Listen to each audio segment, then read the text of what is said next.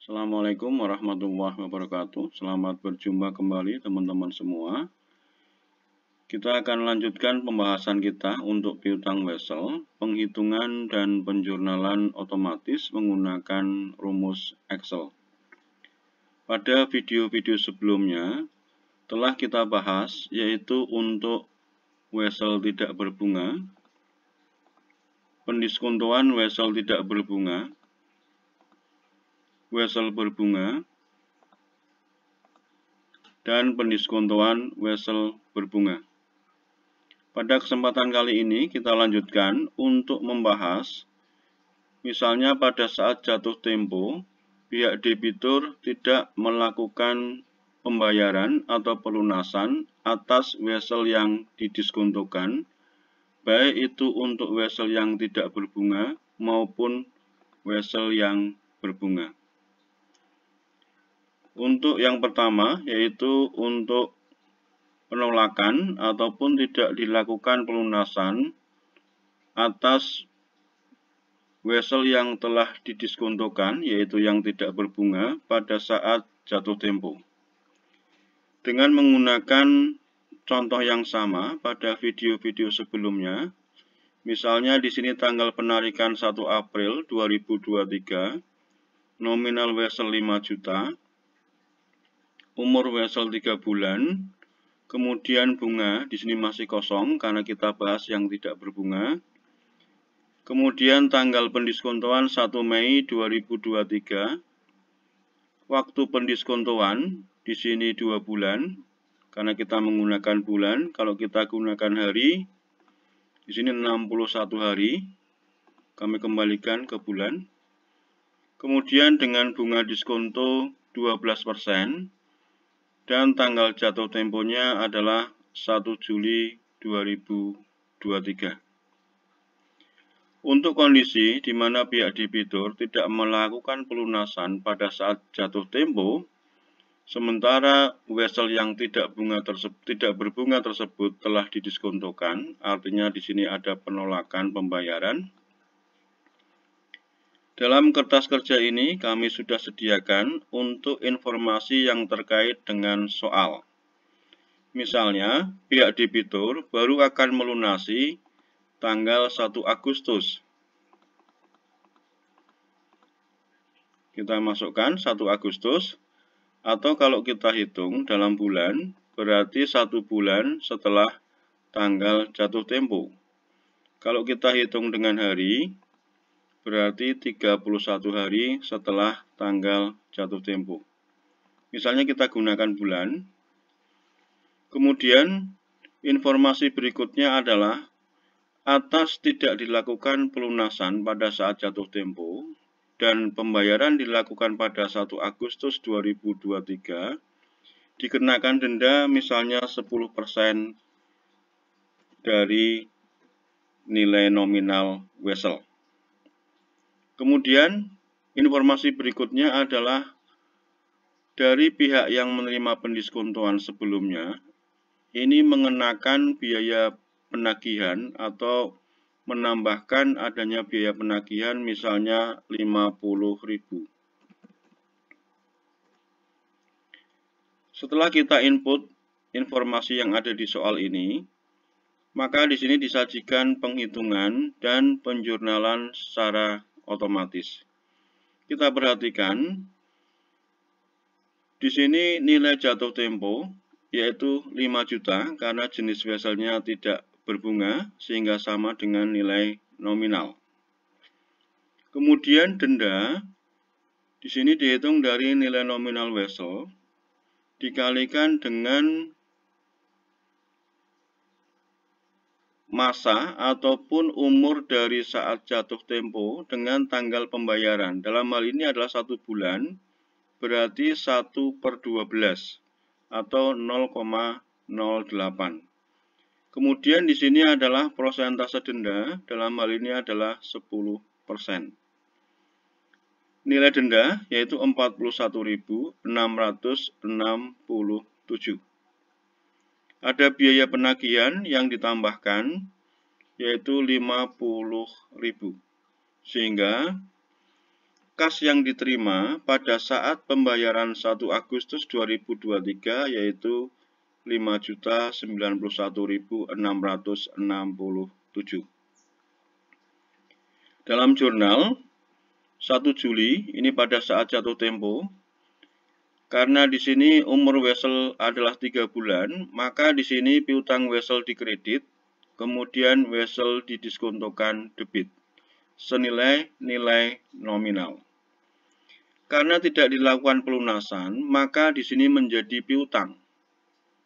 Dan kreditnya kas, ini adalah pembayaran karena pihak debitur tidak melunasi, sehingga perusahaan dalam hal ini harus membayar kepada pihak yang menerima pendiskontoan. Di soal diketahui ada tambahan biaya penagihan 50.000 sehingga piutangnya menjadi 5.050.000 dan kas yang dibayarkan 5.050.000. Dengan kata lain, piutang weselnya sudah berubah menjadi piutang dengan nilai adanya tambahan biaya penagihan 50.000. Kemudian pada saat pembayaran 1 Agustus, jurnal kas debit, kemudian yang dikredit piutang dan pendapatan bunga, nilai kas 5.091.667, kemudian piutang 5.050.000 sama dengan yang ada di sini, dan pendapatan bunga dalam hal ini adalah bunga denda, yaitu 41.667 berdasarkan penghitungan di sini. Selanjutnya, misalnya untuk kondisi wesel yang berbunga, jadi pada saat jatuh tempo, pihak debitur tidak melunasi, sehingga di sini bagaimana penghitungan dan penjurnalannya, kita masukkan contoh, misalnya bunga weselnya 10%. Maka di sini secara otomatis untuk bunga wesel ada tambahan di dalam penghitungan, yaitu 5 juta nilai nominal, kemudian 0,25 ini adalah dari umur wesel. 3 bulan berarti 3/12 atau 0,25, kemudian bunga weselnya adalah 10%. Nilai bunga wesel yaitu 125.000. Kemudian diskonto, di sini dihitung dari nilai jatuh tempo, yaitu 5.125.000 dikalikan dengan waktu pendiskontoan 2/12 atau 0,17, kemudian bunga diskonto atau tarif diskonto, sehingga nilai diskonto 102.500. Kas diterima 5.022.500. Di dalam jurnal kas 5.022.500, wesel didiskonto 5 juta dan pendapatan bunganya 22.500. Ini dari mana? 22.500 dihitung dari kas yang diterima dibandingkan dengan nilai nominal wesel. Jika kas yang diterima lebih kecil daripada nominal wesel, maka di sini ada yang namanya beban bunga. Selanjutnya, tanggal 1 Juli, pada saat tidak dilakukan pelunasan atas wesel yang telah didiskontokan, jurnalnya, wesel didiskontokan debit, kemudian piutang wesel senilai nilai nominal, yaitu 5 juta.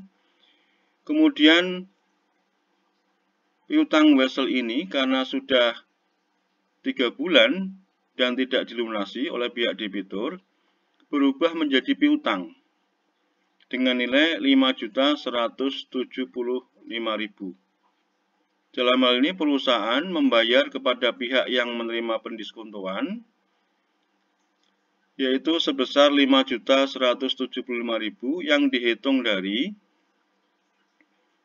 nilai jatuh temponya, yaitu 5.125.000, ditambah informasi dalam soal adanya biaya penagihan yaitu 50.000, sehingga 5.175.000. Kemudian pada saat pembayaran yaitu 1 Agustus 2023, jurnalnya di sini kas debit, kemudian yang dikredit piutang dan pendapatan bunga. Untuk kas nilainya 5.216.667, piutang 5.175.000 dan pendapatan bunga 41.667. Penghitungannya dari mana? Dari nilai jatuh tempo 5.125.000, denda di sini 10%, berarti nilai nominal dikalikan dengan umur dalam artian dari tanggal jatuh tempo 1 Juli sampai dengan 1 Agustus. 1 bulan berarti 1/12 atau 0,08. Kemudian prosentase denda di sini 10%, maka nilai denda 41.667. Kemudian biaya penagihan 50.000 sehingga kas yang diterima 5.216.667 sesuai dengan yang ada di jurnal. Selanjutnya, bagaimana rumus atau formula yang digunakan sehingga di sini penghitungan dan penjurnalannya secara otomatis. Kita mulai dari saat pendiskontoan. Teman-teman silakan perhatikan di sini untuk rumusnya. Kemudian penjurnalan yang didebit di sini kas. Kemudian kreditnya wesel didiskontokan dan pendapatan bunga. Kemudian untuk nilai baik yang debit maupun kredit. Kemudian pada tanggal jatuh tempo 1 Juli 2023, jurnal rekening yang didebit dan yang dikredit untuk nilai masing-masing. Kemudian munculnya piutang setelah piutang wesel tidak dilakukan pelunasan.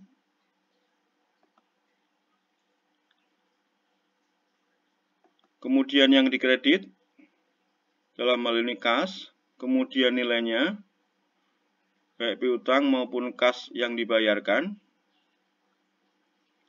Kemudian pada tanggal 1 Agustus pada saat pembayaran setelah tanggal jatuh tempo. Silakan diperhatikan rumusnya di sini.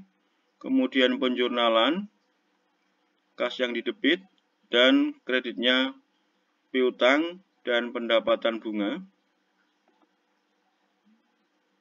Kemudian nilai untuk piutang, pendapatan bunga. Selanjutnya pada penghitungan, karena di sini wesel berbunga, untuk penghitungan bunga wesel,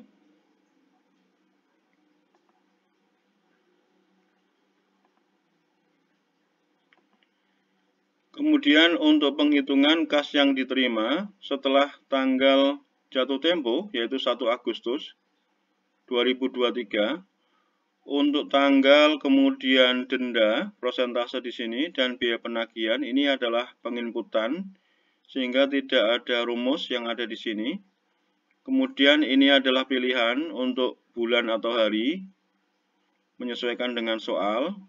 Kemudian untuk umur ataupun masa dari tanggal jatuh tempo sampai dengan tanggal pembayaran setelah jatuh tempo. Ini rumusnya.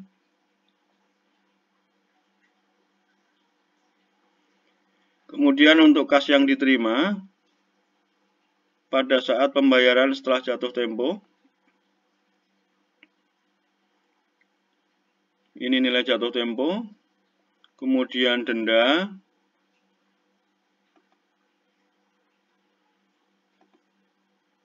Ini waktu dari jatuh tempo sampai dengan tanggal pembayaran. Menyesuaikan. Kalau bulan berarti di sini 1/12, kalau hari per 360. Jadi di sini kami menggunakan 360 hari. Kalau misalnya dalam soal 365, ini bisa disesuaikan. kemudian persentase denda, dan nilai denda. Selanjutnya untuk biaya penagihan,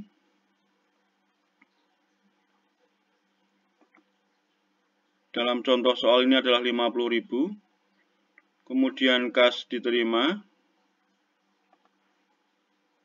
di sini nilainya 5.216.667. Demikian untuk pembahasan piutang wesel, penghitungan dan penjurnalan secara otomatis menggunakan rumus Excel. Jadi dalam hal ini mungkin dapat membantu teman-teman semua, artinya dengan kertas kerja ini tinggal memasukkan informasi yang ada di dalam soal, dalam tabel ini, maka akan secara otomatis tersajikan penghitungan dan penjurnalan secara otomatis. Baik itu untuk kondisi-kondisi apakah wesel tidak berbunga, pendiskontoan wesel tidak berbunga, wesel berbunga, pendiskontoan wesel berbunga, maupun penolakan pada saat jatuh tempo atas wesel yang telah didiskontokan, baik berbunga maupun tidak berbunga. Semoga bermanfaat. Jangan lupa subscribe, like, dan share. Jika ada koreksi, silakan bisa disampaikan di komentar. Assalamualaikum warahmatullahi wabarakatuh.